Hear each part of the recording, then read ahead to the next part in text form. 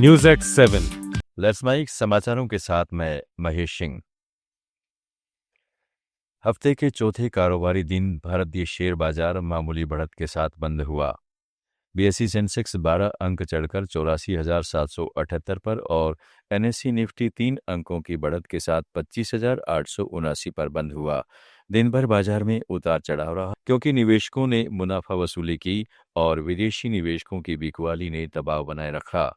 Sensex में Asian paints, ICICI bank और power grid जैसे शेयरों में तेजी रही, जबकि टाटा मोटर्स और इंफोसिस जैसे दिग्गज शेयरों में गिरावट दर्ज की गई। विश्लेषकों का कहना है कि अमेरिका में सरकारी शटडाउन टलने और भारत में ब्याज दरों में कटौती की उम्मीदों से बाजार को कुछ सहारा मिला है। हालांकि कमजोर रुपया और एफआईआई की बिकवाली से निवेशकों की सतर्कता बनी हुई है। तेलंगाना में इस अक्टूबर में खुदरा महंगाई दर -1.16% पर लुढ़क गई, जो दूसरे लगातार महीने का डिफ्लेशन दर्शाती है। एक वित्त वर्ष में चौथी बार ऐसी स्थिति बनी है।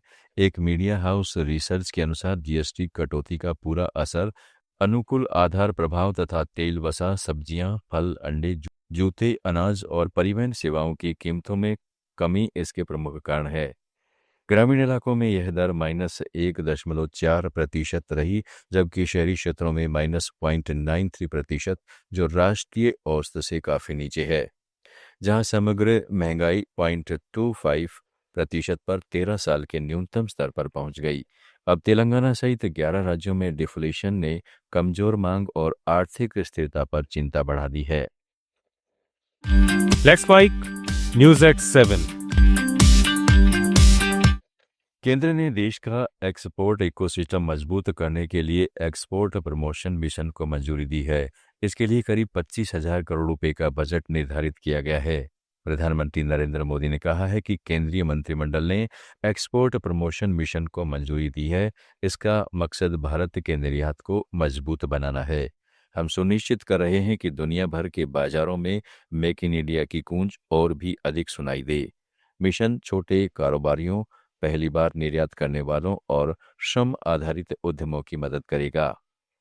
कर्नाटक में बेंगलुरु के उपायुक्त जी जगदीश ने 4 शत्रु संपत्तियों की मूल्यांकन प्रक्रिया शुरू कर दी है, जिन्हें केंद्र सरकार जब्त कर नीलाम करेगी। ये संपत्तियां दुश्मन संपत्ति अधिनियम 1968 के तहत पहचानी गई हैं और राष्ट्रहित के खिलाफ काम करने वाले व्यक्तियों की मानी जाती हैं। राजभवन रोड पर 200 करोड़ रुपए से ज्यादा की 51,24,000 वर्ग फुट, जबकि विक्टोरिया रोड पर 8,845, स्कॉलरशिप लेया में 2100 वर्ग फुट और ग्रांट रोड पर होटल नंबर 4। अब इन संपत्तियों की माप, किराएदार विवरण, अतिक्रमण और बाजार मूल्य का आकलन किया जा रहा है। मूल्यांकन के बाद किराएदारों को नोटिस जारी किए जाएंगे। अमेरिकी राष्ट्रपति डोनाल्ड ट्रंप ने देश के इतिहास का सबसे लंबा शटडाउन समाप्त करने के लिए एक बिल पर साइन कर दिए हैं। व्हाइट हाउस रिप्रेजेंटेटिव से पास यह बिल अब कानून बन चुका है और इसके साथ ही 43 दिन से चल रहा शटडाउन खत्म हो गया है। ट्रंप ने ओवल ऑफिस से कहा कि अब सरकार सामान्य कामकाज फिर से शुरू करेगी। इस शटडाउन के दौरान करीब 14 लाख सरकारी कर्मचारी या तो बिना वेतन काम कर रहे थे या छुट्टी पर भेजे गए थे। सरकारी सेवाएं और हवाई यात्रा भी प्रभावित हुई है। अब उम्मीद है कि आने वाले दिनों में सरकारी कामकाज पूरी तरह बहाल होगा और हवाई सेवाएं भी धीरे धीरे पटरी पर लौटेंगी। आप सुन रहे थे Let's Mic more than radio.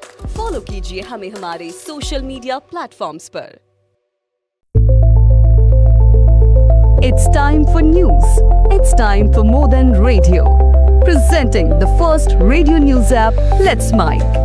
Let's Mic, a news-based app on your phone where you get to watch and listen news, talk shows, interviews, radio show podcasts.